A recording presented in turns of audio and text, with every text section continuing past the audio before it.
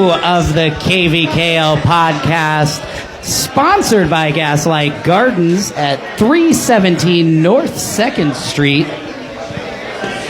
This week we have a whole slew of games to get through for you. Our Halves Week, unofficially sponsored by EA Sports. That's enough already!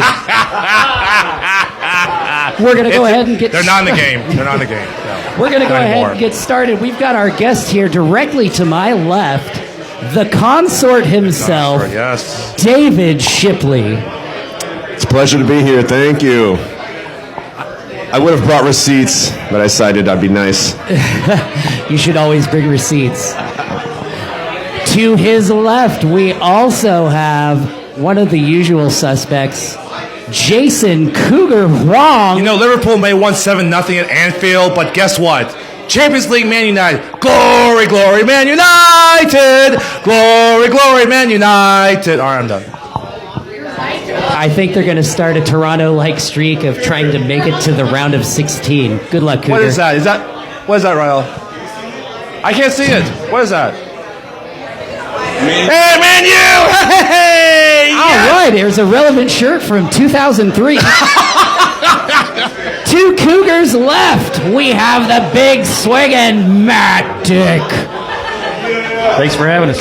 Empire by 20. Empire by 20, he's calling it. And to his left, we have the always amazing Willow Novacek. What's up? Empire by 20. Empire by 20, I like it. So we're going to just go ahead and dive right on in. YSC 1 at 5 p.m. Global Cafe sends the late fees to collection 19-3. We're going to get number 1 on our Enough Already rule. Yeah, I'm a little surprised that there was no shutout. I know I called it, and well, it didn't happen there. But I just talked to Trey Johnson of Global Cafe. They say they didn't play their super defensive lineup at the end, so I guess I didn't say they gave them 3 runs. They earned it, but they didn't play their super defensive game. And here's the Captain Cal say why. Oh, the Lions. Let the Lions their sweatshirt. Why they couldn't preserve the shutout against late fees. Go ahead, Cal. Well, I just wanted late fees to have fun. That was my most important thing. There was a thing that happened a couple years ago where they weren't having a lot of fun. So fun. Also wanted to shout out Matt Mike. Oh God, there I am. You can hear myself. Matt Mike just can put the ball wherever he wants it. Even with 3 fouls on him, he'll just paint a line, and he's just like this little silent assassin that is a great addition to our team. Also, Mike Z, great addition to the team. I don't have much else to say. I just wanted to say nice things about my friends. Yeah, absolutely. Sorry, I didn't. I think I answered your question though. Like, I think our goal this year is not to put it on anyone. We just want to not get hurt. We have randomly we had 6 girls show up to play with us on Sunday, so that was kind of new and fun. So we just, let it ride. You have anything positive about late fees? Do I have anything positive about late fees? Yes, they were all in a good mood, which, like I said, I wasn't sure based off of some things that had happened a couple years ago if they were going to even want to come out and play against us, and I think they had a good time.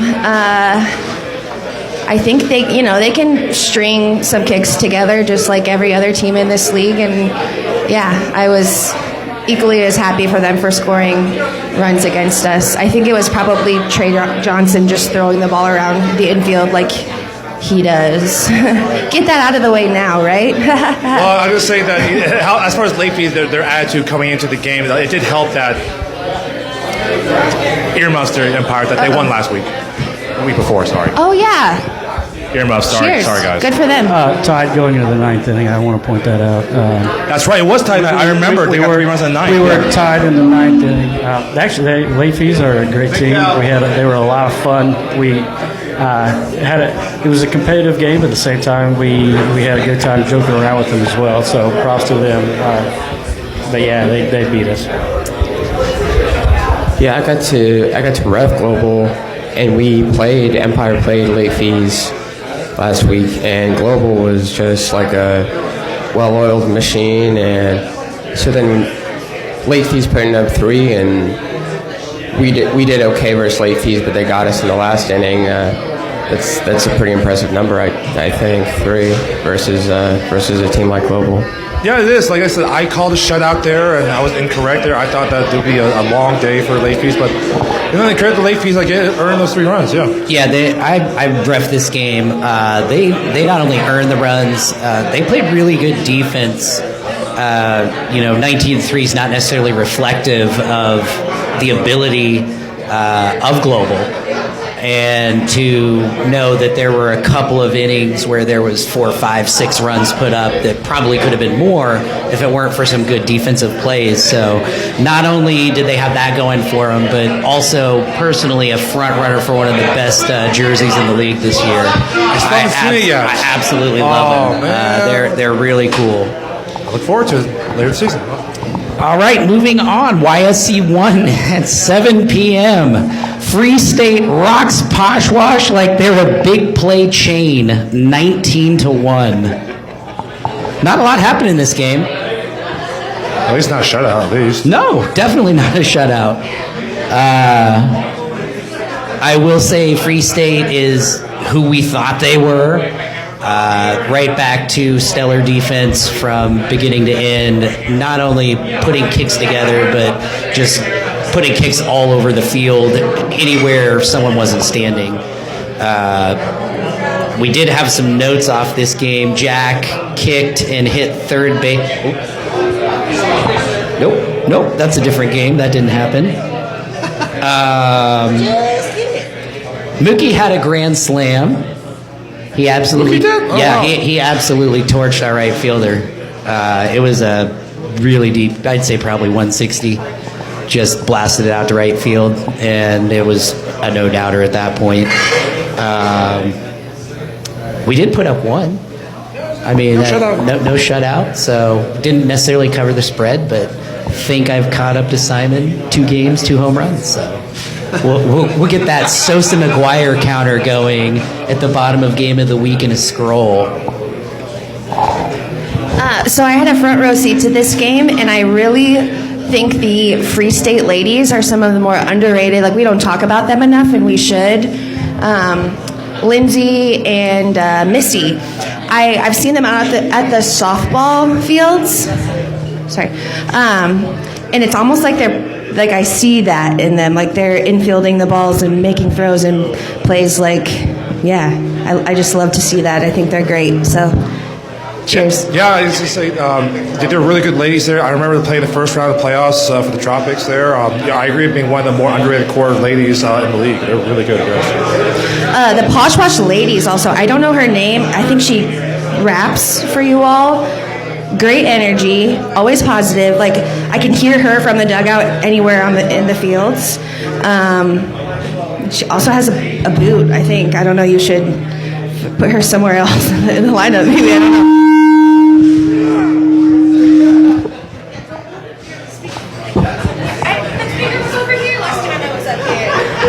It's a very, very intimate night.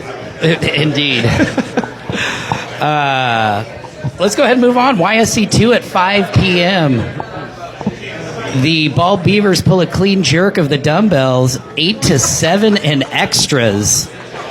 So this is the extra innings game. If you remember that the Degenerates podcast, this is how many extra innings games. Now we have 1. So yes, we do have officially 1. It's officially 1. So, but they were playing with 8 players. I was going to say, I don't know what's more impressive, the score or that the dumbbells only lost by 1 with 8 players. Jesus. Although we did kind of talk about this briefly Sunday. Yep. This is going to be a very interesting situation to monitor because we thought, well, it's week 1. Well, now, I mean, we're making excuses. It's week 2. It's a Memorial weekend. Yep. Maybe everybody's out of town. Week 3, there's no excuse. No, you got to there's have like not. 13 players ready to get down. Well, So it'll be interesting to see what the dumbbells bring weeks 3 through 10 to see how they kind of turn around their season after starting now, 0-2? 0-2, yeah. And they went, 8-2 last season. Yeah, 8-2 So last already, season. they have their second loss. They've in matched week 2. last They year's matched total. last year. That's crazy. And we talked about this, that we thought we had higher expectations for this team that did so well in the regular season and so forth. But the grumblings about people like graduating, going to get jobs in outside of town, shame on them having a life and all that. But it's just, wow, it's just like maybe it's all true about what they're saying about dumbbells. Is what Finley said, that James Finley said when they first, after week 1 against Red Lakes, that they're 20 through 32 tier ranked type of team. Maybe he's right. Time will tell. Yeah. YSC 2 at 7 p.m. Red Lions never gonna give up a win to the Ricks Rollers, 11-2. Another win by Ben Hutnick over Marisa. And the beat goes on. I goes mean, on. at least Ben, he's now really used to sleeping on the couch with all those wins. Like, at what point, it's kind of like posh-washing the ghosts. At what point do you stop considering it a rivalry because the other team just can't win? Yeah, exactly. Yeah. It's just We'll see. at least the score wasn't bad. I know last year in the playoffs, they only lost by 5. I think, then kicking ass now Rick Rollers by 5 in the playoffs. 9 is been worse in the past. And it was pretty much as expected. Red Lion dropping 11 at a 7 p.m. game. That's right in their wheelhouse of not too late, boy. but just early enough to score a few runs. Right. There were no notes on this game, so we'll just go ahead and move on. YSC 3 at 5 p.m. The Woost Blue chew up 3 X's to extends their winning streak to 2, 5-4. This is an upset. Is it enough? Who picked this last week? This was a pick 'em. It was a pickup. Who picked them? I have notes here. Hang on. I know you got just notes. Just a moment. Who picked Woost? That would be Sean did, and guess 2. That would have been Angela. Credit to you and Angela for picking Woost. While the rest of them went icon triple X. So yeah. 3 X's. 3 Triple X's. X. Triple X. Triple X. Get it right, Cougar. Fine. I'm worldly. I know Spanish sometimes. I don't know. Sometimes. Get him a tequila. No. Someone No. get Cougar a tequila. No tequila, please. We did have a couple notes on this game. Hannah had a nice bunt in the 6th. Great kick by M in the 9th. Nice catch by the Triple X Rover in the 6th. Good bunt by Stacy up 1 in the 6th. A really nice kick by Stacy in the top of the 9th. Stacy for MVP ? If we're going by mentions alone, Stacy's clearly the MVP. Stacy's got it going on. She's going to have to talk to Seth and see if she can rock the chain. I would agree. So. Do some neck bridges before you lift that thing. It is obscenely heavy. Is that chain only for Free State, or is that for anybody in the league? If you can snatch it like a Crabtree, then go get it from him. Well, I'll keep Talib over Crabtree. Yeah, so. Snatch it like a Crabtree. Snatch it from Crabtree. Yeah. So. Either way. Yeah. He had it on ice Sunday before the game in the beer tent. So that was just should have known what was coming when you got it cold and ready. I asked Rex from Free State during the game of the week how many pounds it. I felt it. It felt like 5 pounds. I'd say 5 to 7. 5 to 7. Yeah, 5 to 7. Yeah, It's a small bowling ball around your neck. And it is as obscenely large as it looks. It is. It's impressive. Yeah. YSC 3 at 7 p.m. Post House send the Rockets into the stratosphere 16-0. Mark it down, Cougar. EA Sports number 2. And we both called a shutout. We Yes. both did, yes. Yeah. So we each get half a point. So yay to us. Nobody cares. Let's just keep racking them up. Yeah. We had some notes on this. Run ruled at 8:13 p.m. Both teams wanted to keep playing, and all the refs wanted to keep drinking. So everyone did exactly what they wanted. Drinking? What? Well, They were just drunk the entire game. it was Woost and Triple X. Of course they're going to be drinking. Never mind. No notes? Anybody going to catch this game? Nothing? I was playing. What? Who's here? Anyone here from Post House or Rockets want to talk? No? Okay. No. Liz is here. Oh, Liz is here. Liz had a front row seat, but has nothing to say. Darian's here. Yeah, you want to talk, Darian? Yeah, my old. Sorry, what was just said? No. It was just it was a good game. You know, we went out and got thrashed, but I think our team overall learned a lot. Thank you. Oh, there we go. This is much By better. the way, this is Brooks from Headquarters Ringers. What game are we talking about? Not your game. Oh, didn't see it, but I'm looking forward to playing the Rockets next week. Who sent me up here, man? All right, here you go. Darian, your other former team. Oh, no, my former teammate. Darian, by the way, new with Post House. Here's Darian. Hello, Darian. What's the question? The question, the game against the Rockets, how much did you basically thrash them personally? I don't know.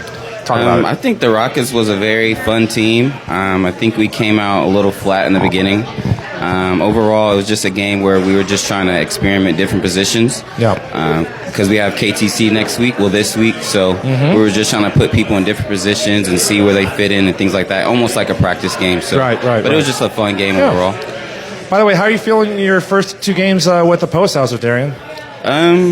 Feeling good. I always told myself that if I had a chance, I would play with a premier team, especially playing with my homies, with you, and then Ball Beavers. So just leveling up. Yeah. Right. Just trying to string together some wins and overall win a championship with this team, things like that. So. Yeah. 9-day difference between captains between me and Simon, correct? Simon knows what he's doing. I don't. Yeah. I have no idea what the fuck I'm doing. No. Yeah. No, Simon is No, it's great. true. I don't know what it is. He's a great coach. He's very quick to agree.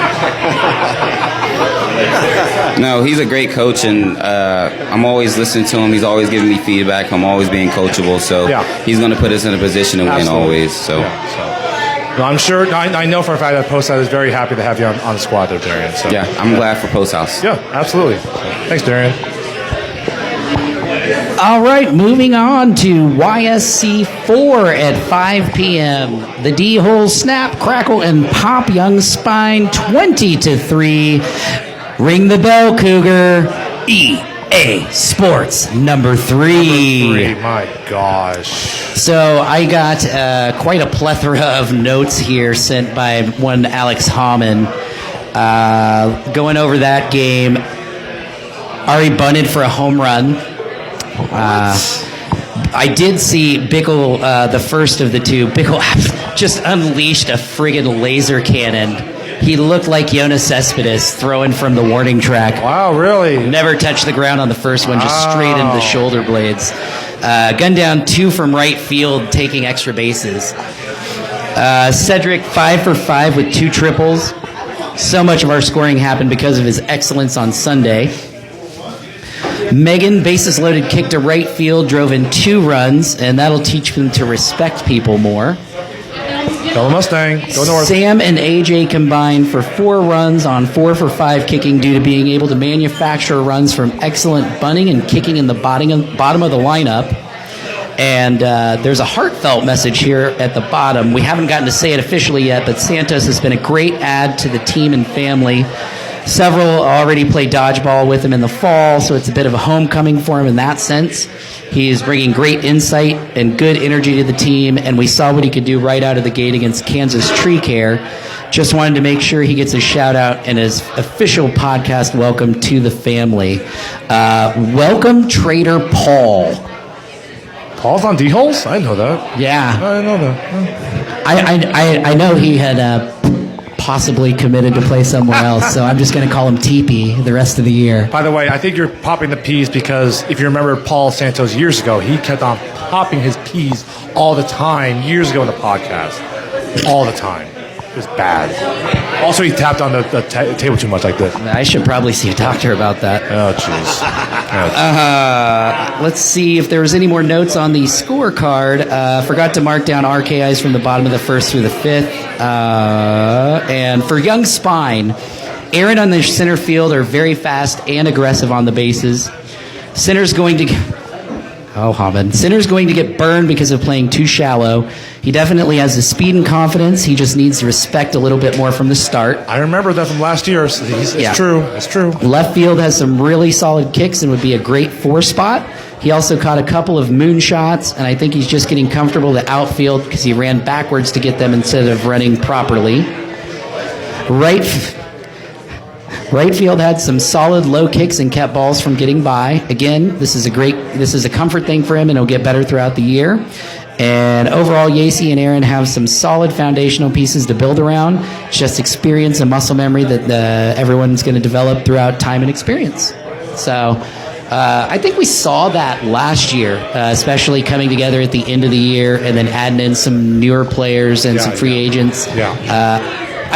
I didn't expect Young Spine to take a giant leap forward, but at worst stay where they are and maybe jump up a spot or two by the end of the year. And give them credit for last season. And I mean, there's some lofty expectations based on how they finished last year. Because they went 5-5. Like they won like 3. They won 3 in a row to end the season. Exactly. So, especially the first season, I know they're first year in the league. I looked at them, I'm like, oh boy, it's like I worry about this team. But yeah, 5-5 last year. Now they've lost their expectations. We'll see if they can meet them. I don't know. So let's go ahead and take a second here. We've got Kifa Cast is coming up here. So we're going to be doing for the Kickball is for All clinic. You can get onto the KVKL web page and order your shirts, tank tops, all of your awesome swag needs from the Kifa clinic. And then we'll also be doing the Kifa Cast coming up here from a completely undisclosed location that nobody knows other than the participants. So always looking forward. That's by far the best podcast of the year. By far, absolutely. You don't have to hear me. You don't have to hear Cougar. There's no silly sponsorships like Enough Already Sports. Lauren, do you have something to add on to that too? Wish. Oh, we have an announcement, so I hope you're all holding on to your pants.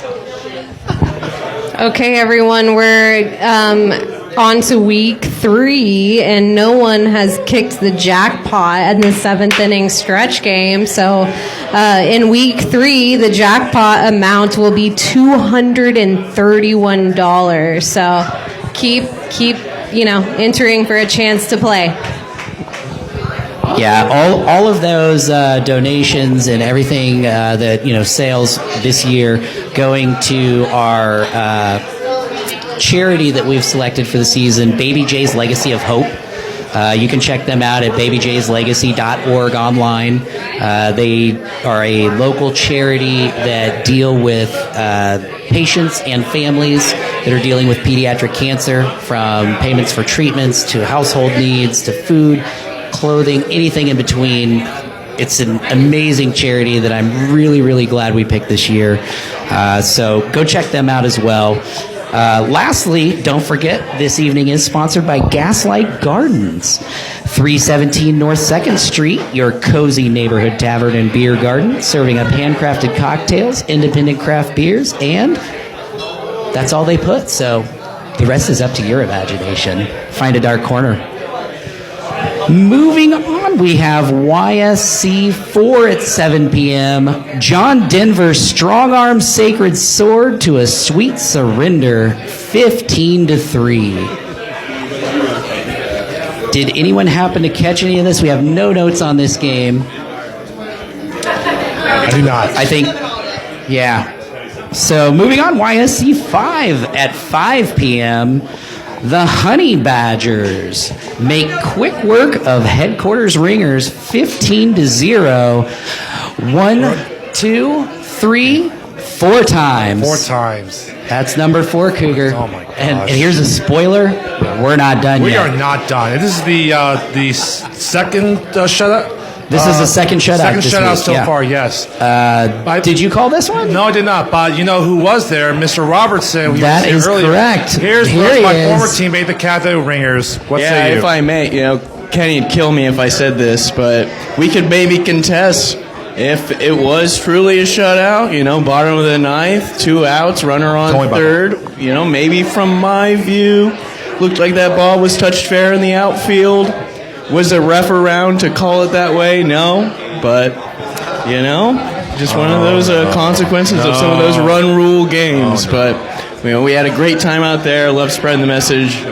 We're all about just getting in, getting dirty, having a great time. And, we got some folks that are still coming out, learning, still getting out there for their first game. I think as the season goes on, we're going to get a lot of folks that are really passionate and really coming to work every day. And we got some athletes, and I think we're going to start putting something together. Here's a question, Brooks. How many gray hairs or crow's feet do you have already on you as captain? Sorry? How many gray hairs and or crow's feet do you have on you already? Oh, man, I'm growing them every day. They just keep coming. Yeah. But, hey, I'm having a great time out there. Good. So. Thanks. All right. Thanks, Brooks. I said it last week, and Brooks nailed it on the head. They've got some real athletes, and you get 8, 9, 10 like-minded individuals out there that are able to get 2 or 3 games in together. Just what I saw week 1, not only was I impressed, it was having been able to play. It seems like each year there's a new team in the league. We've drawn them. This was one of the best debuts that I've seen of any teams in recent memory.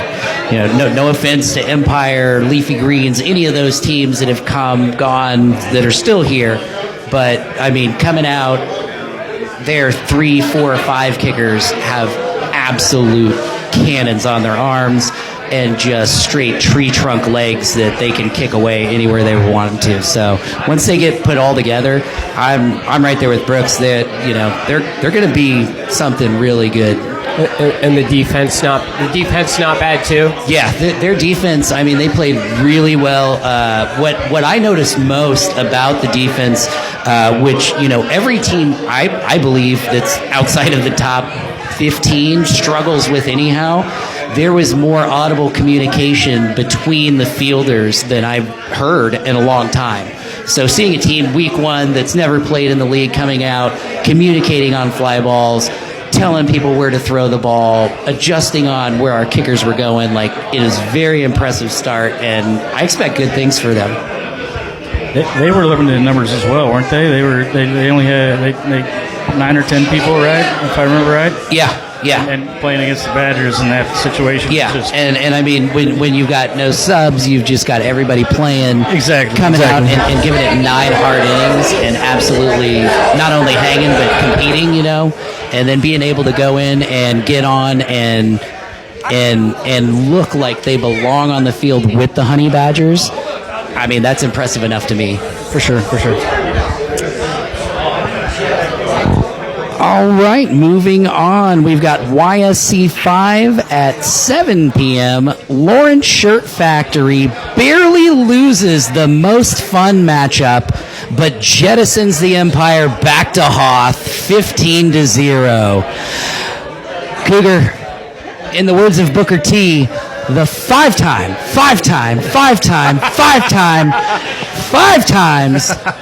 EA Sports.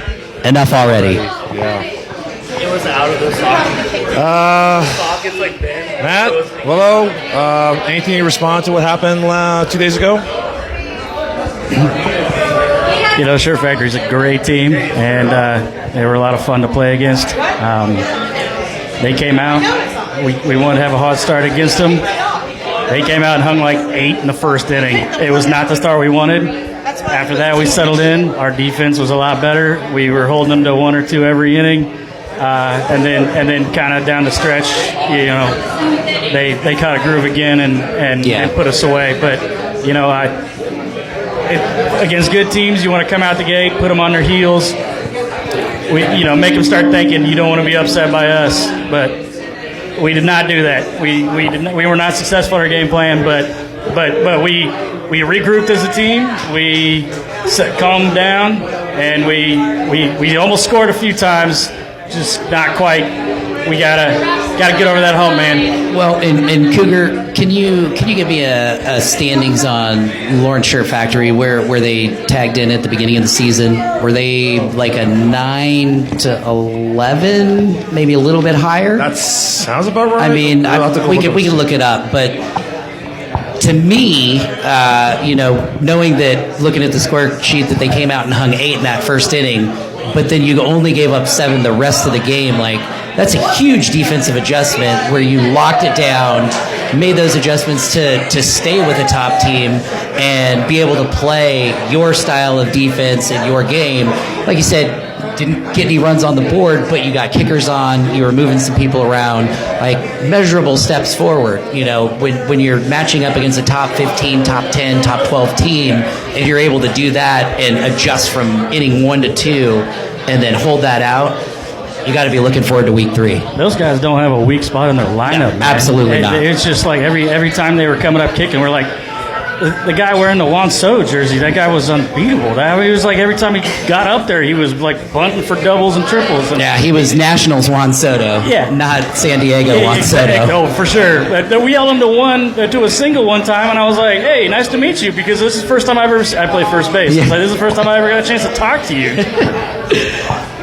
And not naming either of the two of you or Anna, who's giving us the evil eye, give me a player on your team that's going to be a star in this league. Arvel, that's my vote. What is it? He's got the swagger. He's got the confidence. Arvel. Okay. Yeah. Okay. Definitely got the confidence. That him there? That's him. Yeah, okay. All right.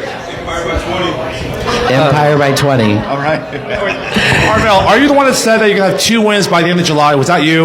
Yeah. I thought it was you, Arvel. Yeah. We have a couple of new players that I think need to be shouted out a little too. Adam, our center fielder. This is his first year playing, and he's crazy fast. He's already got a leg, and he's figuring it out. And I love what he's doing. Rich Brown's doing amazing. We got Nick out there in left field doing a great job. Yeah, we got a lot of youth coming in that we got some veteran people that are still here, and we got some youth coming in, and hopefully we can put it together. Off-season team chemistry. Yeah. You want to keep these players around, hang out in the off-season, do things together, whatever it takes. Don't let them get taken away from you. Here's the trick. Every one of them play on one of my pool league teams. But can you afford the NILs they may be offered in the offseason? I buy a lot of Busch Light on pool league night, buddy. I buy whiskeys and I buy Busch Light. I'm not buying any Tank 7s or nothing, but we'll keep it in the Busch Light range. Noted. We're Tank good. 7s and Pappy Van Winkle on deck. I got some Kentucky Gentleman shots all day long. I'm not. You want some Crown? You're gonna have to chip in, but. You're gonna have to wait for the kindness cooler to come back around. We got to get a win before I'm buying Crown. All right. Oh, there it is. Yeah. Matt Dick is committed to buying all the Crown after win 1. That's what I heard. That's what I heard too. I did not say it. Exactly. Yeah, we heard it. It's all good. Anna heard it. She heard it. YSC 6 at 5 p.m. The Harpies cut up, hang out, the Corksuckers to drive, 12-5. And this is the matchup of the two teams that started what? Oh shucks! It's 2010, 2011. Yeah. Fuck for not 11. It's 11. Yeah. I love to see these two teams that came up together to play each other. Harpies are a superior team as Corksuckers, but I give Corksuckers credit. The only lose by 7 to Harpies. It's a credit to what the Corksuckers are. They don't allow themselves to get their brains beat against really good teams. They play great defense. They do, David. Yeah, they really do play great defense. They're I think they subscribe to what I would say the same methods of Free State. Their defense is always stellar, but their offense is either going to win or lose them games. It's true, and those are close games. I mean, in 6.5 times out of 10, it's going to lead to a win, but those low run totals could cost them in the long run. Sure. Although that's what's ironic is week 1, it was between Corksuckers and Free State, basically mirrored each other. And what was the final score? 4-3. And if you haven't already seen it, go check out Marcus's great GoPro work of Becca's amazing catch out in right field. Can't say enough about her. Always just an irreplaceable asset in the lineup, both offensively and defensively. YSC 6 at 7 p.m. Arbar! Run the Soda Jerks dry, 15-2. So basically what it is, don't bring a soda to a vodka party, or at least say an R-bar party. A wing party. A wing party, yeah. That was terrible. This is me you're talking about. How long have you known me? I'm laughed at. You're not laughed with as a comedian. No. Yeah, that was Mac Jones' bed. Of course. What's that? Yeah, I know. That was Mac Jones' bed. Oh my God! No! No! Gary, but Mr. Meredith. No. I'm behaving myself tonight. I'm behaving myself tonight. No response. No. I think anything Boston related had all of their meltdowns get out of the way on Sunday, we're just going to move on. Notes on the game. This was definitely not written by Clay. It said, "Great catch made by Sarah. That's my wife," by Clay. The ladies' D is on fire for the Soda Jerks, and that's nothing new there. I mean, you've got Derek and some really good defense on the infield, but shortstop and second really hold down. Sometimes their outfield has to hold them down a lot, and it seems like that was more a lot of big kicks from what I had seen briefly and heard about. So Arbar, just coming out and getting that statement win that they needed after being doubted not only by myself but mostly by the panel all year after that sluggish start. Well, Soda Jerks had a great game of the week. Shout out to them for that. I'm a little bummed after that performance that it wasn't a little bit better against Arbar, but they might turn it around after that. I think I was surprised by the score, not the outcome. I figured, especially after that performance at Game of the Week, they would have got all of or most of their team back, and with those new additions, they would have been able to put up a few more runs. But growing pains, Yeah. Also, another thing for Arbar is it's kind of a weird thing they're going because if you remember last year, they had a higher expectation, and unfortunately, how they finished with season 2 and 8. Yeah, and that's what I had said that losing some of that talent, I tempered my expectations, so I was glad to see him come out and kind of put it on the Jerks. Sure, of course, yeah. Just to get back on that right path. Of course, yeah. All right, we're moving on to YSC 7 at 5 p.m. Oh boy. Kansas Tree Care jammed the Ghosts into a proton pack, 29-1. EA Sports, enough already. Number 6. Ghost, you put this Voltron material over No. Don't put that evil on the Ghost. You put that solely on one Matthew Cosgrove Esquire. He's the rabble rouser. He has to answer for it. It's also by barely legals. They really thought we were going to win that game. That's why they're barely legals, because they're kids. It wasn't going to happen. I do have to say we earned our run for sure. And here's the thing. I fucked around with the lineup. They're not very happy with me, so we'll go back to what we used to do, and we'll be fine. That's fine. It's fine. You're welcome, Bryson. You won. How much money does Bryson win if he takes the over? Ask him? All the money. All the money? I don't know. Ask him. I don't know. Doesn't have my money, does it? So we did have a couple more notes on this game. Lou had a triple in the 4th. Stefan forced out at home in the 5th. Mags is a badass, and Alex with the, quote, catch of the year. I didn't see it, but Becca begs to differ. I do have to say, if there was one game that my team needed to play, it was this game the second week because it definitely humbled them a little bit. I hope so. Kansas Tree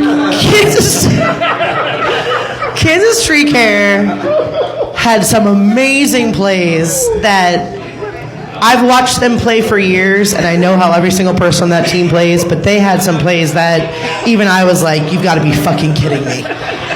How people can catch balls and do the things that some of those players in that team does is totally beyond me. Especially like Lou at third. He's having been a paid baseball umpire. The only person you don't want to see on the mound is a submarine pitcher, and like his arm range, it's a slingshot. 200 degrees. He can go from anywhere. Amazing how he does it as third base. I mean, Commish? I'm realizing that my notes were abbreviated by whoever entered them on the website, but I just thought it was worth noting that there were 2 ground rule triples. But I can't see they had 2 bounce over the fence. Of course they did. And it wasn't by the Barrel Eagles, that's for damn sure. I think they got 2 legs that could get out there. 2, but that's it. I'm not betting. I'm not going 2.5. I've only been part of this league for less than a year now, but every time I see the results or watch a game for Kansas Tree Care, it's like it feels like even the games they win by like 5, they could have won by 32. They're just that good. What's unusual, Willow, is that there are games that you're right, they could have really poured it on to these opponents. Somehow, some way, they only win by like 8 runs or something. Like the team. And then like the playoffs last year, they'd win by like 1. They won by 1, I think. Yeah. And then they won by 6 or 7 or whatever. Yeah, 6, and they shut out the Global Cafe. That's correct, Willow. Right. It's like they could have really poured on to these other teams last year. They did it to Rockets because there's someone on the Rockets we shall not mention who ticked them off. And now it goes maybe because these Barrel Eagles think they're cocky for their own good. Sure. Yeah. I don't know. And here's someone who wants to talk about it. Shoot. I want comment on Post House versus Tree Care. What's that? No comment. Let's see how Post House Tree Care goes. That's the game. That's an excellent game to watch. You're Anybody early. out there? You're early. You're early. We're not talking about that yet. Oh, not yet. This is after my faux pas with the ghosts. I take full responsibility. At least you didn't, unlike the Barrel Eagles of the Ghosts. Hey, at least you took responsibility. I don't know if the Barrel Eagles have the Ghosts. Kids. YS. I don't want kids. Nope. Want is a reach, Cougar. I don't know if I don't need them. I don't need them. You couldn't get kids off Wayfair. It's true. It's true. It's true. That's not funny. I'm sorry. It was kind of funny. It was funny. That's funny. For 6 individuals, it was YSC 7 at 7 p.m. The Screamers drop their shoulders and truck through Jazz House 3-2. Oh no! With a walk-off interference at shortstop to end the game. I did not get to see the game. I have some notes here, but I'd like to hear from the consort himself. I almost brought receipts from the best produce in town at Dillon's at 6th and Wakarusa. It's worth the drive. Get on and create your Croji. But I decided not to because I'm above that. But Jazz House by how many, Sean? Too many. Jazz House by how many? Ben said 12. I didn't say nobody got it. Nobody got it right. Nobody got it right. Ben said 12, by the way. I know. He's not here anymore because he ran. He knew it was coming. Yeah, he knew it was coming. He said, YSC 6, I'm out. But I'm not going to brag.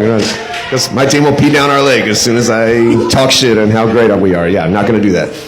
So speaking of talking about how great you are, let's get to these notes. Shipley making a statement at third. Jazz calling out 23rd Street sock link. I don't like that. I don't like that. Long socks are where it's at, and if you're going to rock stirrups, you get bonus points. That's the extra half point for calling for the shutout. Jazz catcher with the sweet trash talk. That's subjective. Game called on an interference play by Short at third base. We've got a comment here from the commish herself. I just had a comment on the socks thing. My team thinks that they are getting intel on what a kicker is going to do based on the length of their socks. They think people with short socks are bunters and people with long socks are going to kick away. But it was 100% backwards. Yeah. But I can attest to that. It's adorable. They think they can get some sort of like intel on that. Where did they get like the data for that? Mr. Beast did a video about it last week. This was a great game. Obviously, 3-2 defensive 3-2. effort. Jazz House is great. We eked out the win. It was fantastic. This is a game we've failed to win over the years, and we finally made it over the hump. I don't want to see this team down the line in the playoffs if it happens, because the game could totally go the other way 10 more times. Yeah. By the way, can I make a comment about the play itself? May I? Yes, Cougar. I would love to hear your delightful insight from a referee standpoint. I was there on the first base side of the bleachers when the play happened. I saw the shirt. Yeah. Said I was. It was 100% the right call.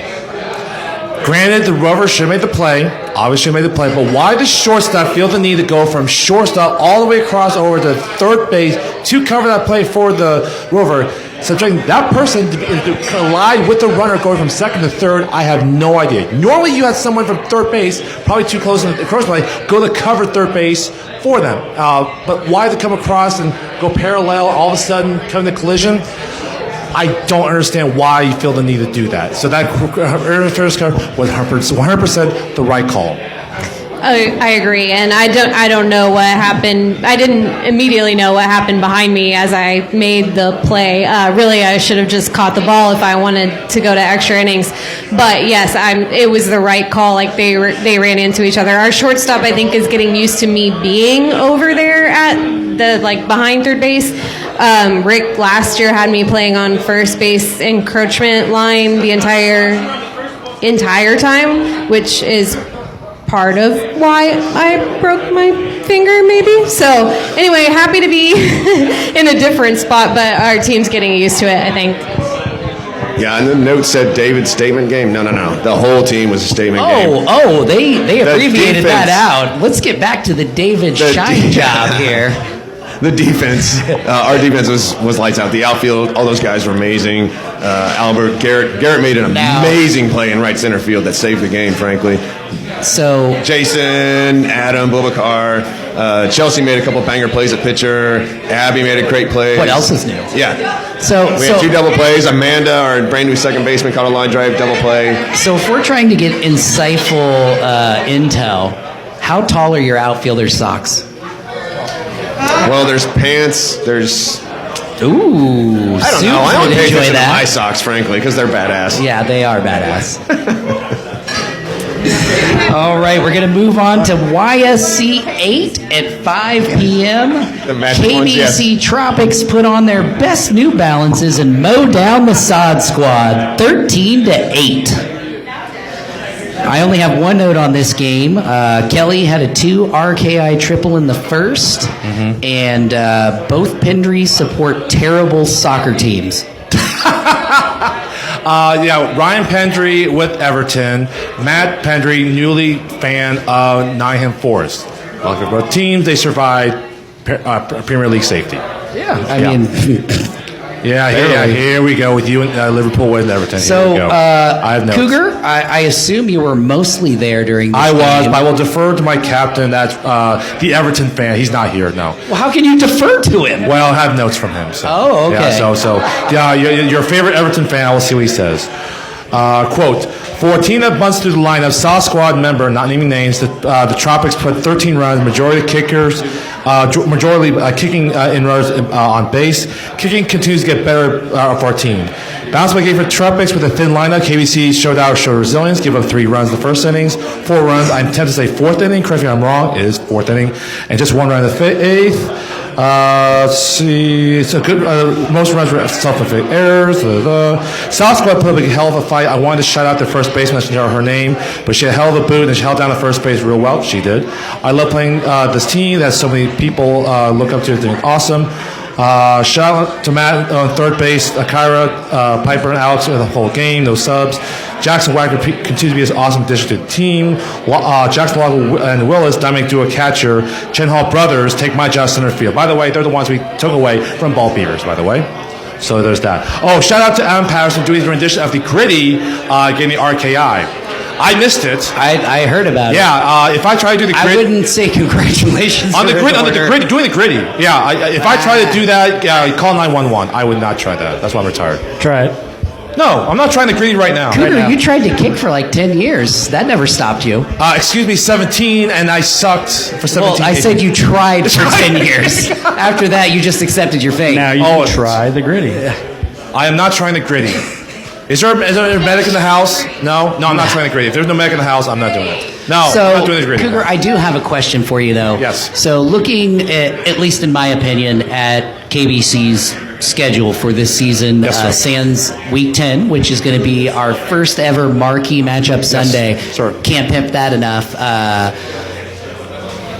Does it concern you that, in my opinion, humbly, Yes. which should be the easiest game on KBC's schedule, Second easiest, actually. statistically the second easiest, Yeah. but based on the movement of the teams, Sure. what I believe the easiest game on the schedule, only winning by 5. It should concern them. Absolutely. Now, Grant, the fact that the first win off our shoulders, the weight's off. Yeah. It's out of the way. Look, they're a young team, second year of their team rebrand. I know second year, these players are 3 rookies, actually 4 rookies, 3 ladies are rookies. The Chen Hall brothers coming in the ball bees are a great addition, but it should concern them. I hope it's a wake-up call because they could have played better. They could have done better with bases,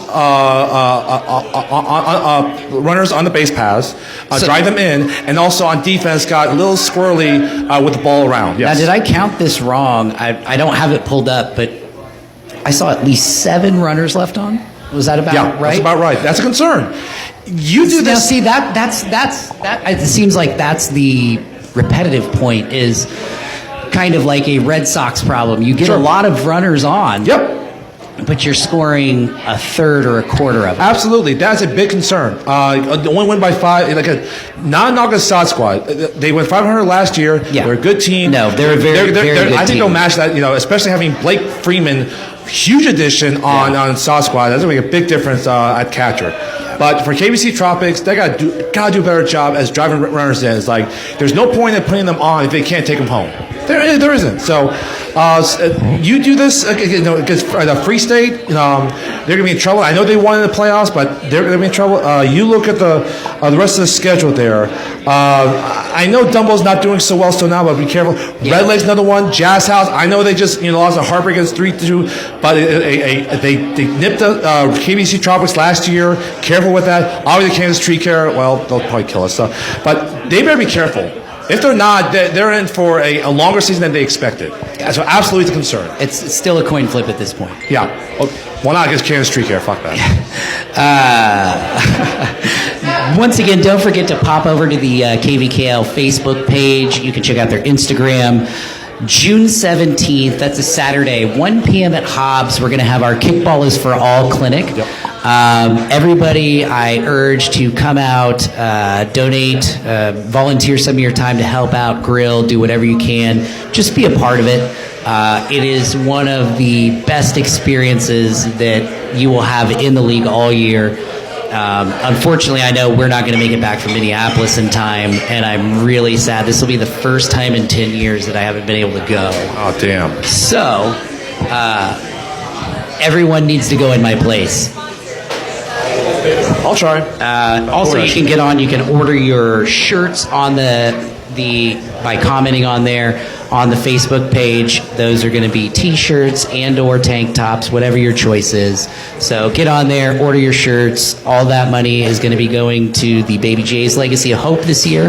That's our chosen charity. So get on and spend some money, or just donate money. Donate money. Give us your money. Money me now.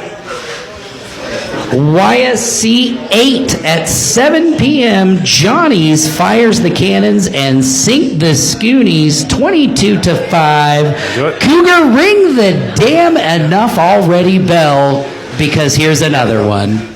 That's number 6. That's number 6. That is. I ref this game there. Hey, I gotta say, Mickey was funny from Scooney. Says that we're gonna make this game is already longer, already is, even though it's the 4th inning. And it's not even 15 runs, margin yet. So I thought it'd be a 7th inning. They'd be enough already. They get the 8th, so credit to them. Johnny's only played with 10, so no subs, but they got a little sloppy on defense. If you can ask them, that's true. Scoonies, they earned their runs, but Johnny's their legs just boomed it out there and just put a clinic on the Scoonies. Despite what Mr. Donnelly said that I blew every call, which is not true. So I do see in the notes here, great home run by Zach in the 2nd, and a bounce over the fence. So it looks like a home run and a ground rule triple. Yep, and a home run. He basically just zinged around the bases and went like nothing. It was amazing. Yeah. So. And Scene, I think that Scene added to the lineup, arrived in the 6th inning. So he did. Yeah. I mean, kudos for Johnny's for letting him play. Yep. I mean, And that made the 11th person. Yeah. 11th person. Yep. And one who can't spell. Oh, I can't spell. Yeah. We are now arriving at Hobbs Park, 7 p.m. Love Garden ride Beyonce's horse to victory over Button Grind, 15-0. EA Sports. That's number 7. Yep. Did not call the shutout. No, we did not. So. I don't think anybody even gave it a thought that there'd be a shutout in this game. Button Grind's typically pretty good at putting up runs, pretty solid, at least sound defensively. Yeah. I don't think the result surprises me. The shutout does. Yeah. You know who came in for Love Garden indirectly because of the loss to Honey Badgers? Mr. Friedman from St. Louis. Straight from the STL. From the STL. He probably came straight over here and probably gave him an earful. No, he probably didn't. No, I mean, what a week to pick to show up and play. You know, in halves week. So welcome back, Jake. Yeah. Hope that was a good confidence booster. Oh, yeah. So we did not have any notes on this game, which is kind of surprising. So we're going to move on to our game of the week, Hobbs Park at 9:15 p.m. The Redlegs sent for Bruce Willis's good looks and James Finley's speed to help destroy Asteroid Head 17-0 in our 8th and final installment of the Enough Already. 5 shutouts, 8 enough already. I believe both are a record for a single week KBK history. So we'll jump right into the notes. James had a home run in the bottom of the 6th. Once it came off his foot, I don't think there was any doubt from anybody in the crowd that one, it was deep enough, and 2, once you saw that James was running, or at least the blur that went past first. The right fielder bobbled it, so the center fielder planted. It was over. I believe he kicked for the cycle. He did kick for the cycle. Yeah, way to go, Finley, my man. Yeah. Hey, all right. We did make that through 7, so, I mean, which it has to, technically, almost. That's amazing that the game was over before the 7th stretch. No, it wasn't. Yeah, it was. No. It wasn't not? I mean, technically, yes. Technically, yes, it was, but yeah. I mean, if you want to look at it that way. I do. I'm sorry. I'm that person, so. Yeah, I mean, it was. Yeah. But that rounds out what I did want to talk about real quick. I had seen, I believe you were actually commenting with someone about the amount of, and it spawned another discussion. You had commented on something and someone had responded down the thread about, is this going to be a new norm? Is this too much? Are people going to be getting their money's worth with the 1 hour, 7 innings by getting demolished? And from an outside standpoint looking at it is, I don't think that we're going to see anything like this the rest of the year. I think we're going to be lucky to see maybe 3 max run rules, if that, the rest of the year. Yeah. What's that? I think. I don't think there'll be another week to come any close to 5 shutouts, 8 enough already. It's just one of those weeks. It's an outlier. It's just I don't think come anywhere close to that. This is definitely why, as a board member, I was happy that this is how we settled. We went back and forth with a couple different where the weeks would lie, and I know that my team was pretty pissed. Maybe some other teams were pissed that this was the game that we played this week, but I would have rather gotten it out early. Amen. To get the kinks out, to play around with your lineup. Yep. Again, I'll go back and I'll fully, take responsibility or whatever that we lost the game if my ghosts are pissed that we lost, but we weren't going to win that game. Right. So in my mind, I use that to put some people in different positions, to change my lineup to something else and see where people were going to play better and stuff like that. And I think that a lot of people don't really understand quite where we're, as a board, are trying to get with the schedule. Sure. But I would love to have Ethan on at some point in this season and talk about how we've really fine-tuned what that should be for everybody in the league, not just the top 10 or the competitive teams. So the teams that should win. Yeah. The next 8 weeks are going to be a lot of fun for everybody. This week's games are going to be a lot better. And like you said, like get out of the way with these halves weeks. Just get out of the way. It has to be a holiday weekend. Yeah. So be it. Okay. Yeah, and that's not have a lost yeah. night. Exactly. I mean, honestly, for team building, for roster needs, and for just the need of having these types of matchups for 1 week, I can look back to years past where even as a top 12 team, you look at your schedule and you're like, Jesus Christ! Yeah. This 3 weeks and we're going to be 0-3. Yeah. And then finish potentially 6-4, 7-3. Yeah. And it could be rough in the past. It can be, yeah. Even no for question. the best of the best teams that quote should win. Yeah. This is not going to be like this the rest of the year. No, it's not. And that's, to me, what's most exciting is that if there's 1 week where we have matchups like this, that the good part of it is it spawned, I think, a new rivalry, because I had an unconfirmed report that Anna has begged to play Lauren's Shirt Factory every year because of how much fun they had. That's an unconfirmed report. Unconfirmed reports. I will say the one slight downside that I have found in the run rule. So the better teams generally practice more, so they don't need to go out there and just boat race somebody. Practice? They can go home and be fine. Some of the lower teams that don't get a chance to practice as much also are losing more. Obviously, that's why because they're not practicing. So shout out to Shirt Factory for sticking around and playing with us more, but they could have easily just gone home after 7 and been like, hey, we're done. But they stuck around and they let us kind of, dig around with our schedule. And, I played left field for a while, and I haven't played left field in the 2020s, so it was fun to play around and try and learn new positions. We had Will over here playing first base, and Willow, I'm incredibly sorry. Willow, I apologize. It is the one downside I will say too is the teams that don't generally have the time to practice as much then go get run ruled, and then they go home after 7, and then that's less time with that's one less kick for that player. There's one less catch for that other player. I think it says a lot about a team like Shirt Factory.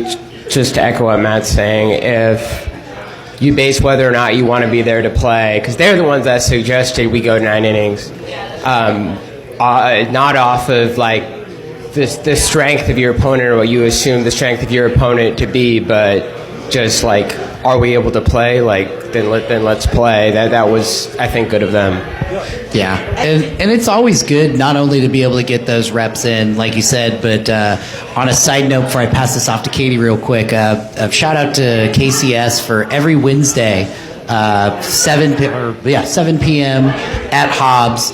It's reserved open kick around and scrimmage for the entire league. Like, I always recommend for my teammates to go. I recommend anybody to get out there. Like, whether you're amazing or whether it's your first game, you're going to learn something with the amount of players and talent that are out there kind of guiding and mentoring not only the teams that are already there and the players that are there, but the newer players to the league as well. Of course. Yeah. So thank you to her for being able to do that and making sure it gets reserved every Wednesday. Like, that's a huge addition to the league, being able to get an open practice no matter what every week. I was going to say, I think every AA rule game played the rest of the game. Yes, I will say that I did talk to enough people. Absolutely every run rule game did play through, including game of the week. Every game played 9, whether or not it was, on the scorecards or the score sheets or not.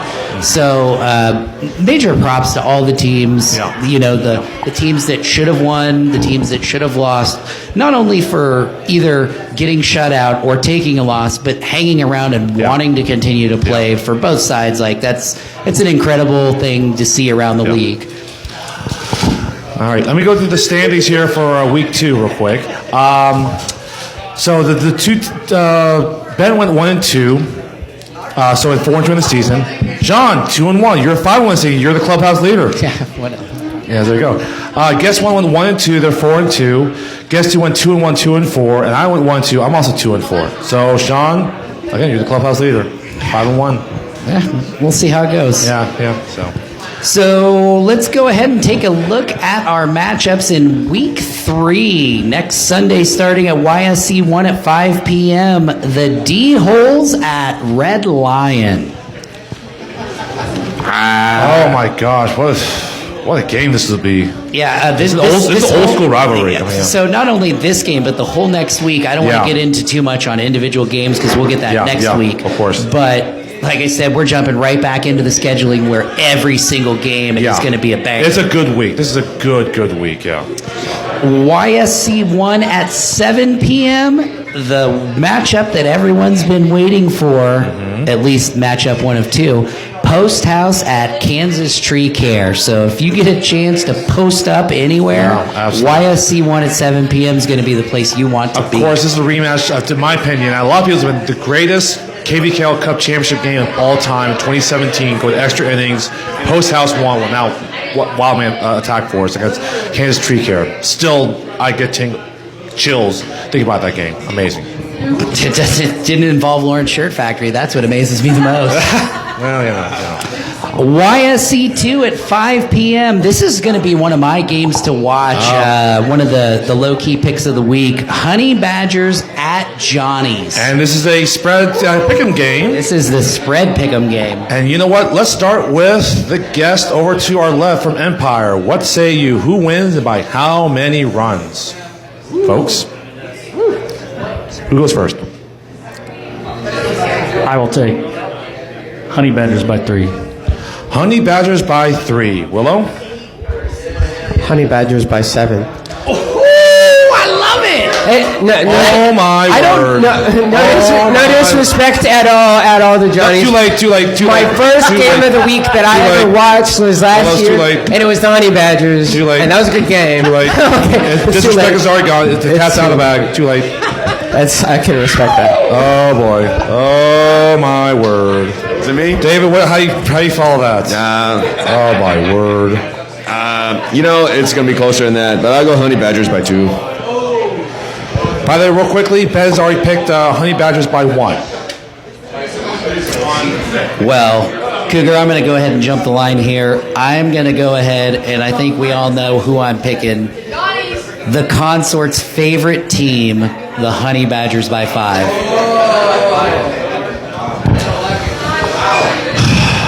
I'll just, I guess, pigeonhole myself. I go Honey Badgers by 4. So, Johnny's, even though you're a really good team, Tropics played you week 1, but what? Every team that's been unanimously picked has lost. Because, which is Jazz House and Triple X, which I know the commission is. Well, no, Triple X. I'm sorry. Jazz House, Jazz House versus 23rd Street. That's the one that we all got incorrect. We all picked Jazz House. Yeah. Talk about bulletin board material. Yeah. Johnny's posted on the wall, buddy. Willow's face going to be in the dartboard. These spreads aren't what they were a week ago. The lowest spread on Jazz House was 6. Actually, it was 5. True. It was 5. Yeah, lowest was 5. It was 5. It was me. YSC 2 at 7 p.m. The Sod Squad at the Ghosts. It'll be a good game. I think that's going to be a really good game. Yeah, it's going to be a good matchup. Ghosts, boy, they're going to have a chip on their shoulder and come out just punching left and right. I think last week's with, we can attune it to the lineup and Cosgrove. I'm going to blame those 2 issues.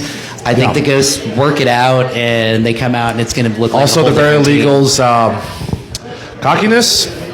They can win it, which is cute. Those are 2 words that should not be in the same sentence. What's that? Bigger. What? I'm just wondering if Sod Squad's going to take a little advantage and go out to the field and clean it up, a little turf action, and make it look real nice. By the way, their jerseys, the logo, is amazing. Yeah. It is the riding tractor. They're a top 3. It is beautiful. My top 3 in no particular order are Late Fees, Sod Squad, and Post House. I love those. I have not seen the late fees yet. Honorable mention goes to Jazz House because I'm a sucker. Oh yeah, tie-dye. Yeah, I need to see a late fees logo. I will eventually. I take your word for it. Once again, a shout out to our sponsor, Gaslight Gardens at 317 North 2nd Street, cozy neighborhood tavern and beer garden serving up handcrafted cocktails, independent craft beers, and your wildest imaginations. Oh boy. YSC 3 at 5 p.m. We have Jazz House at the Dumbbells. It looks like player sponsorship. I fully expect Jazz House to demolish them if they have numbers issues again. I think Jazz House is ready and angry at this point. So. Sure, of course they are. But let's see how Dumbles are. I hope they have the numbers. I really do. I do too. I hope they do. I do. Because someone like Gage is a really good captain, a really good player there. I'm sure he has pride in his team now. His third year as captain. To see this, have an 0-2 start with a lot of expectations. I hope there's a fire in the bellies of Gage. I'm sure there is, and the rest of the team. I hope they show up in numbers. I really do. Yeah. I mean, at this point, if I'm Gage, I'm getting a hold of Simon and going, who graduated last year? I need some legs. I thought that's Rick's job for Jazz. I was like, who graduated from these kids? They graduated as long as they have an ID. Oh, yeah. Or 18 and older, baby. Oh, same with Ghosts and Barely Legals. And I can make fun of it as much as I want. That's the smartest freaking idea out of everybody. Just tap the young talent, because if you can get 5 and 4 with, you've probably got one amazing player if you can hold on to, Absolutely. you've got 5 to 6 years out of. YSC 3 at 7 p.m. The Woost at Rick's Rollers. And Woost are 2-0. Yeah, how about that? I'd say absolutely shocking, but not shocking to me. The upset over XXX, that's the upset from last week. You call that an upset? Yes. I call an upset. Yes, I do. Just on expectations. I mean, expectations and numerical standings, yes. Yes. But after what we had seen week 1, they had numbers issues. I wouldn't call it necessarily an upset. YSC 4 at 5 p.m. Another banger. If you got to get a tan in and you want to get a good game, the Global Cafe Green Chilies at the Love Garden Squids. You recall last year in week 4, the score was 11-5. Global Cafe, then Harbor Lights, defeated Love Garden. This should be a barn burner of a game. Cal, I don't know if you have anything to say about this. Is Jake coming back? Or does he only come to beat up on the teams against that they should win against? Oh, my word. Wait. Oh, yeah. Hey, Jake, I know you're just getting eligible to try and get the kicking title. Cal, what say you? I don't know if Jake's going to be there, but Tyler won't be there. Uh-oh. That's a big deal. That's a huge deal for Love Garden. We will have AO back for his first game of the season, which is very exciting. Some of my favorite people of all time are on not Johnny's. He hates Johnny still. No, I actually came up here to say that as Johnny's newest, biggest fan, there's no way that they lose to the Honey Badgers on Sunday. Just gonna put that out there. There's no way. Some of my favorite people of all time are on the Squids, and it's just going to be fun, and I hope that they show up and play. I don't know. They have some weeks where they do and have some weeks where they don't, so I hope next week is one where they do. We're ready. We're hungry. Of course. I'm going to dub that Cal's Kiss of Death. Johnny's biggest fan. After she said favorite people, not Johnny's like, oh no. One note. I about busted my ass because of that stupid flag hanging at Game of the Week on the stairs. Love Garden's a great team, but because of that flag, Global by 20. We got our first hot take of the night. Matt Dick is swinging for the fences. What did the flag say? Can you say what it said? It was a Squids flag. Yeah, it was a Squids flag. Yeah, it was. They were just hanging in the way of the stairs. Oh, just out there dangling. Gosh. Just ready to. Money by 20. Now it's Global by 20. Hey, some of us are 40 plus, and it takes a little while to recover when we roll an ankle. Amen. So, right here, 40 plus. Yeah, that's true. Bryson, you've been replaced. But Cougar, the difference between you and Matt is athleticism.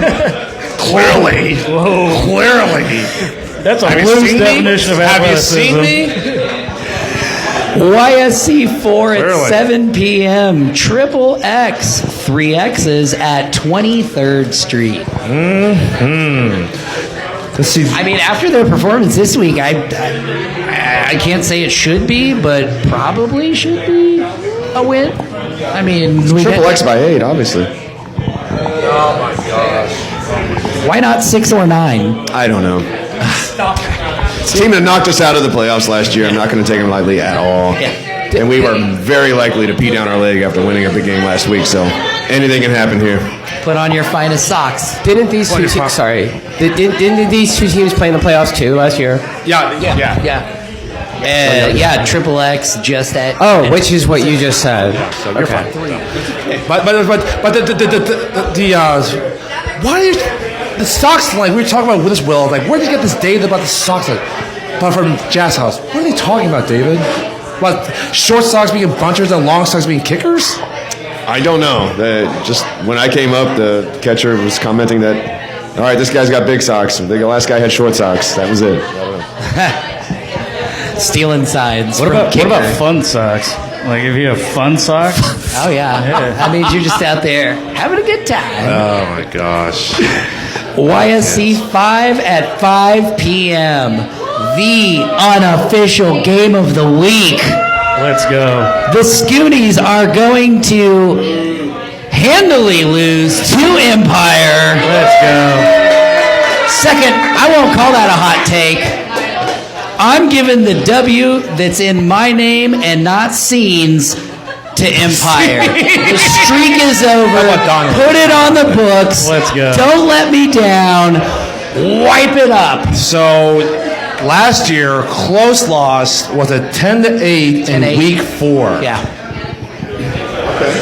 What's going to be different this time, Matt? And Here's Willow? the deal. We all know the history. In case you don't know, the last time anybody on our team won a game, Patrick Mahomes wasn't even playing in the NFL. He was playing for the Red Raiders. We understand what we're up against. We understand the Scoonies are a good team. But I'm putting it on right now. Get your bulletin board out. Wrong, Sean. Yes! The upset is coming, baby. Let's go.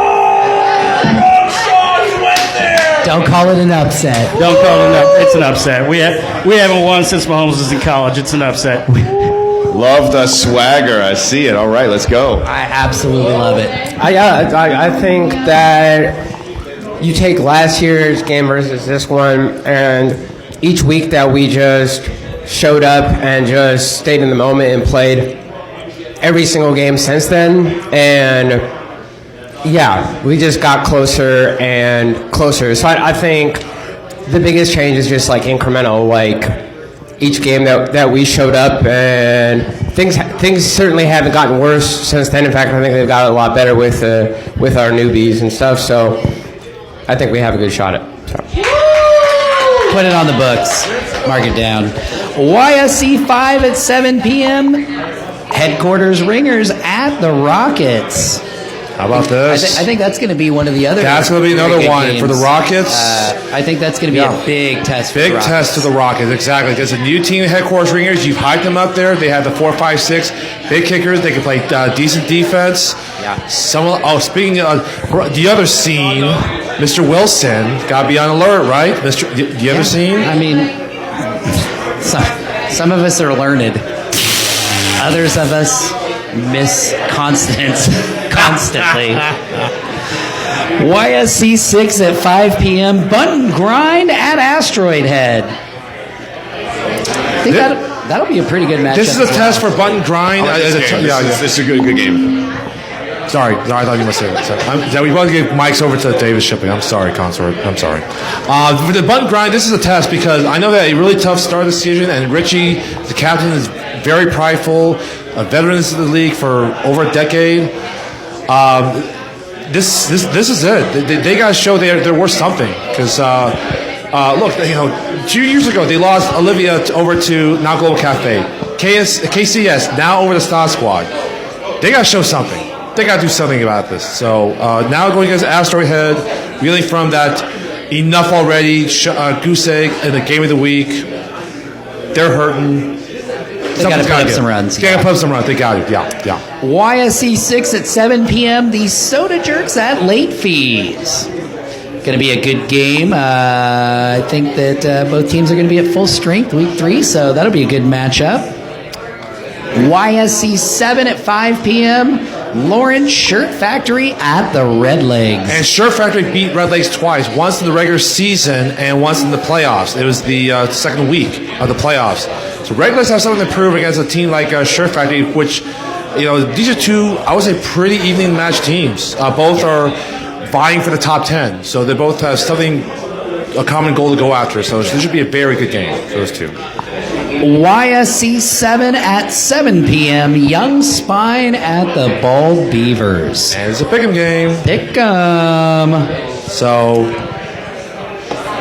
who wants to start? Looks like it'll be me. It's going to be you. All right, I'm going Young Spine here. Young Spine. Let's go with the guests from Empire. Mr. Dick. Man, that's a tough one. That's going to be a great game. Yeah. I'm going Ball Beavers. Willow? Ball Beavers week 1 result worries me. I'm going to go with Young Spine. There's a split. Uh-oh. Got a split between these two. All right. Cougar?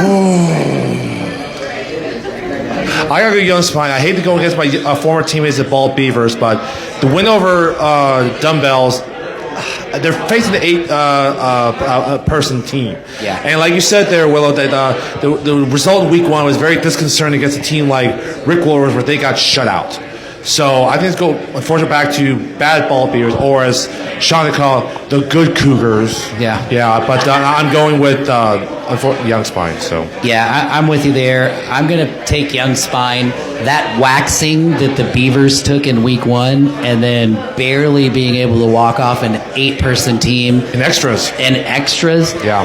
That's not only concerning, that is the biggest red flag I've seen since I've looked in the mirror. YSC 8 at 5 p.m. Jesus. Sacred Sword at Poshwash. Hey, self-depreciation's the best. It is. Welcome to me. I've been doing it for 20 years, 40 years. I don't know. You lost count. Yeah. YSC 8, 5 p.m. Sacred Sword at Poshwash. I'm going to be there. Maybe. I think. No, you'll be there. You'll be there. No. I'll be there. I mean, like, present.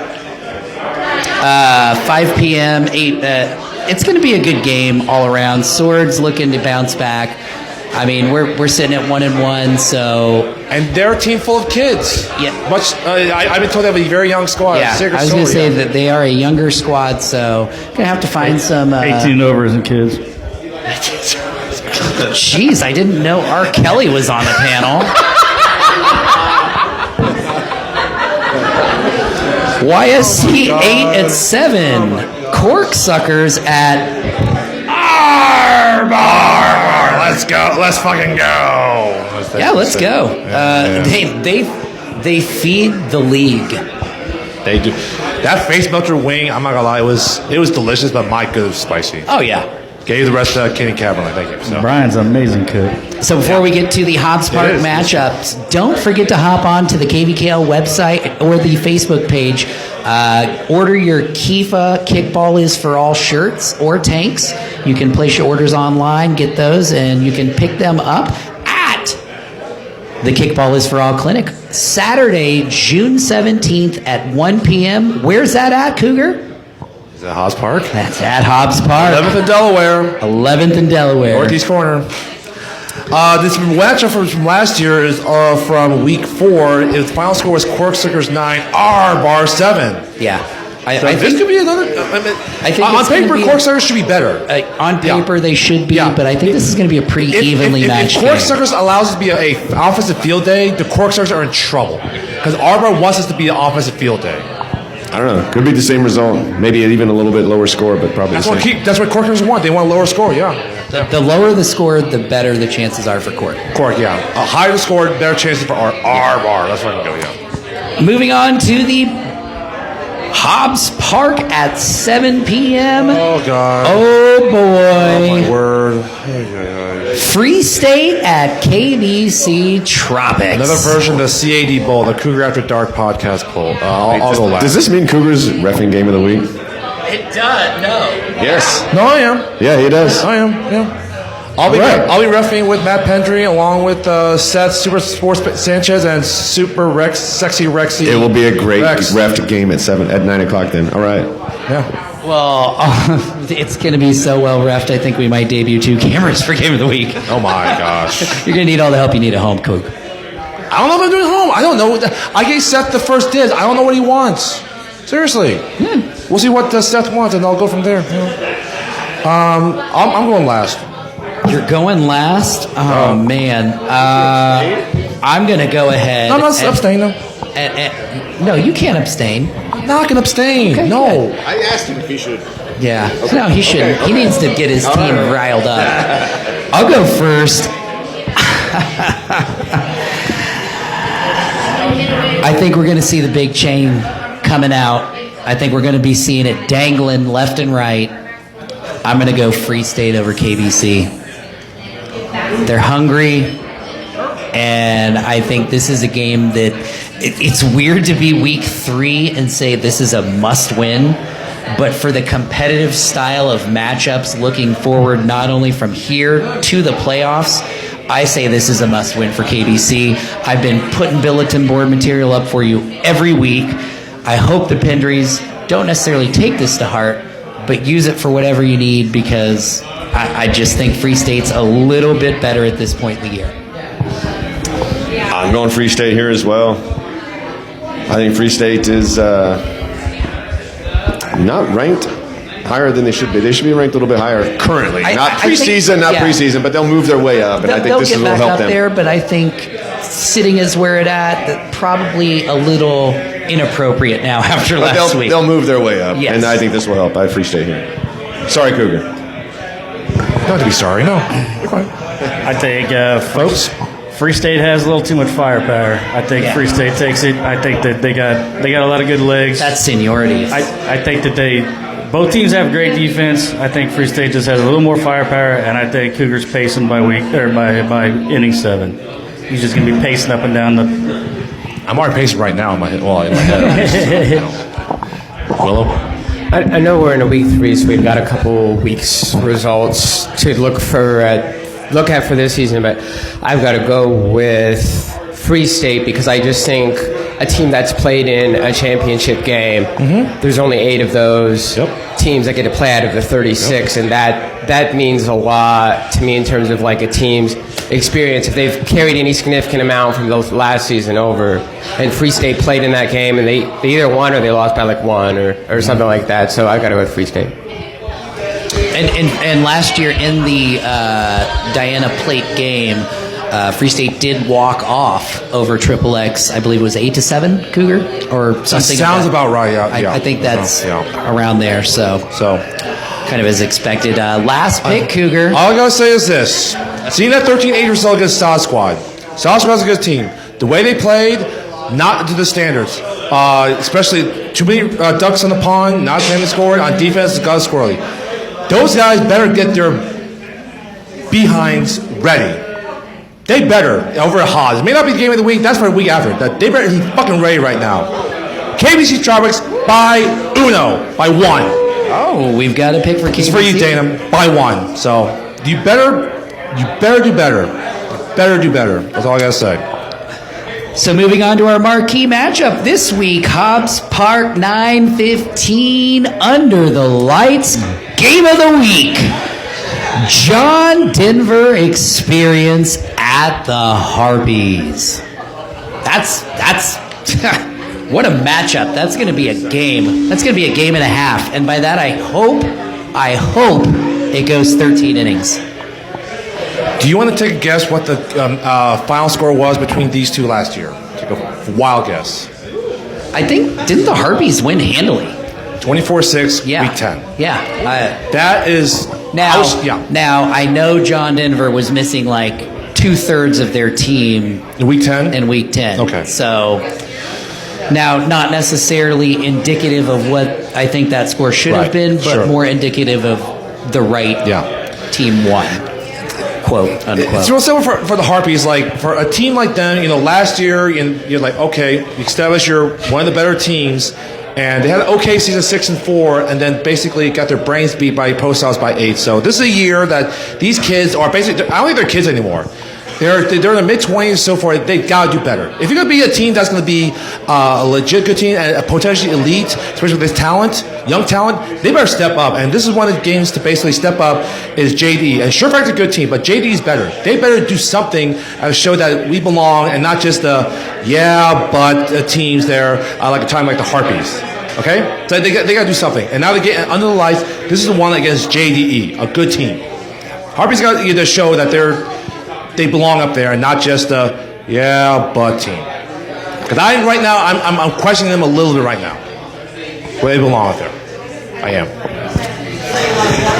Well, that's going to wrap up our Week 3 slate. I'd like to thank our sponsor, Gaslight Gardens, 317 North 2nd Street, your cozy neighborhood tavern and beer garden, serving up handcrafted cocktails, independent craft beers, and dark corners on the patio. Once again, go check out babyjayslegacy.org. That is our chosen sponsor for the year, Baby J's Legacy of Hope, helping and aiding families and current battlers of pediatric cancer. And do not forget to mark on your calendars June 17th, 1 p.m. at Hobbs Park. Kickball is for All clinic will be held, and you can also order your shirts for the Kickball is for All clinic from the KVKL webpage. Does anybody have one scathing hot take they'd like to slide in before we close this out this week? Those two have already said they're Willow and Matt here. Any more? I'm sure you got more. I want to no more. Don't leave it on the table. Leave it on the table. Don't hold anything back. Cougar, do you have any questions? No, Didn't work out anything? Yeah, I mean, this week's so crazy. No. Every game's going to be good, so. Folks from Empire, anything you want to say? Oh, here's Hannah. Just curious on the stats of 2 female captains. Has that been done before? Yes? All right. Yes. Kamish? Okay, if you want a discussion question, here we go. Marisa had a good one. So, holiday weekend, we had some teams running low. If you had to defend with only 8 players, what position would you leave out? Like, what spot would be empty? Rover. What would you leave out? But that would be for 9. So what about for 8? I guess. What's the next spot? Yeah. Drop two. Second base. I mean, I think it all depends on who you're playing. Yes. I think it's but just pick one. completely depends. But if I had to pick, I'm dropping my rover and second base. Yeah. And then I'm going to have my first base kind of cut in, third base cut in, and your shortstop has to be your best range on the team, playing short straight up over second on the inner diamond. Playing with 2 outfielders could be a thing too, especially if you drop one of your infielders back a little bit. That's I have had to play quote unquote bad teams with 2 outfielders and fudge that. The Dumbbells played without a first baseman. They had their right fielder covering first. Right field. Word. You can just play with no pitcher. They can't kick the ball if you don't pitch it. Now, I will say, I mean, that's not necessarily a bad pick seeing that matchup against the Beavers. Having seen them the last 2 to 3 years, they are a very left side or left field heavy kicking or left side of the diamond kicking team. I would, like I said, it's a situational matchup. It's a great question, but if you're looking at just the ball, I'd say that's the best one that I wouldn't have thought of, but that you'd have to play. And I would imagine that it worked out. They held in the game, they didn't give up runs, and they lost in 10. So, and it wasn't a walk-off kick to right. This might sound stupid, but maybe can you play without a catcher if you have a really fast third baseman? I'd feel confident in it, but I mean, how are your referees going to feel about having to throw back the ball every time? You know, if they don't like it, we can give them their money back. No whiskey for them. Oh my gosh. All right, well, Cougar, I think that's going to just about do it. I want to thank everybody for joining us here at the Red Lion. The Flash Boom rule did send us inside, so we did not get to christen the patio. Next week, we're going to feed Cougar, or next time we're down here, we're going to feed Cougar just enough shots that he can christen the patio floor. The hell you are. The hell you are. Yeah, we'll see. Oh, God. Thank you to our guest, the consort, David Shipley, the greatest socks in the league, and clearly denote that he's kicking away every time. Oh, my God. Big wink. Jason Cougar Huang. Yeah, thank you. Matt Dick, what a wonderful man. What a wonderful time. Thank you for joining us. Love you too. And Willow Novacek, thank you for joining us on the podcast this week. Empire, by whatever, Scooty's going down once again. Cougar, play that friggin' music.